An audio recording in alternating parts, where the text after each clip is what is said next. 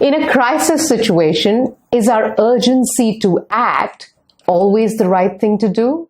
Welcome to Thank God It's a Story Saturday, a weekly video series where I share stories with you that you can use to make your messages stick.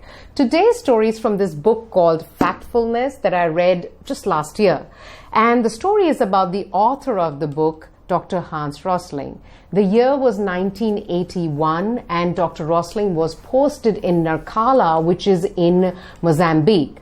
He was posted there as the district doctor.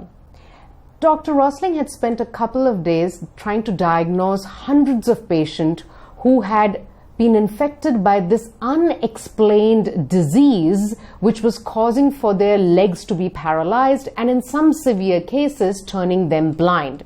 He wasn't sure what was going on, so he was reading his medical textbooks without sleeping to be able to figure out what was going on. But as he was trying to figure out what was going on in this situation, he told his family to leave the town.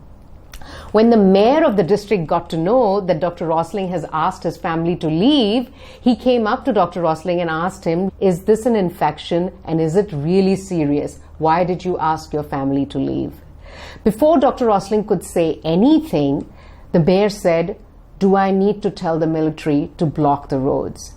And Dr. Rosling had kind of guessed that this is some kind of poisoning and not an infection, but he wasn't sure at this point. So he also gave in to the urgency to take an action along with the mayor and said, "Yes, that sounds like right thing to do."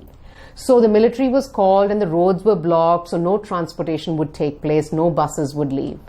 The next morning, 20 women and their young children came to the bus stop to take the bus to go to Nacala market, which is where they would sell their goods to earn their livelihood.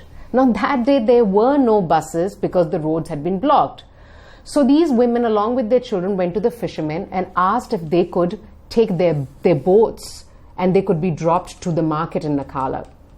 The fishermen saw this as an opportunity and took all of them. But the boat could not handle so many people on it, and the boat capsized and everybody drowned and died. Later on that day, when Dr. Rosling was driving to another place trying to investigate this disease, he saw on the beach this group of people who were around these dead bodies that had been recovered from the water.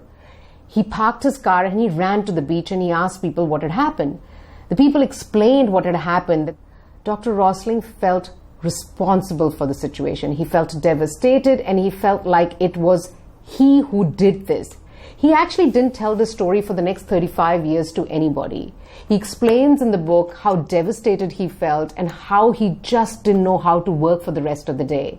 But he did gather his strength and started working on investigating what was going on with this disease. Later on, he did find out it was a poisoning. It was not an infection. But the surprising thing is that this poisoning was caused by nothing new that people had eaten.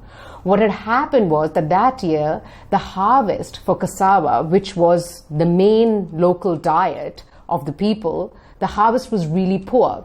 So the government was buying cassava at a really premium price. So all the farmers saw this as an opportunity, a golden opportunity to make money. So they went and sold the cassava at premium prices to the government. When they would come back home after a very successful day of selling, they had no processed cassava to eat. Now, one of the things about cassava is that you don't eat raw cassava. You have to process it for 2 to 3 days. Everybody knows that. If you eat unprocessed cassava, what could be the symptoms? When these farmers would come back, they wouldn't have any processed cassava to eat themselves, so they had no choice but to eat the unprocessed cassava.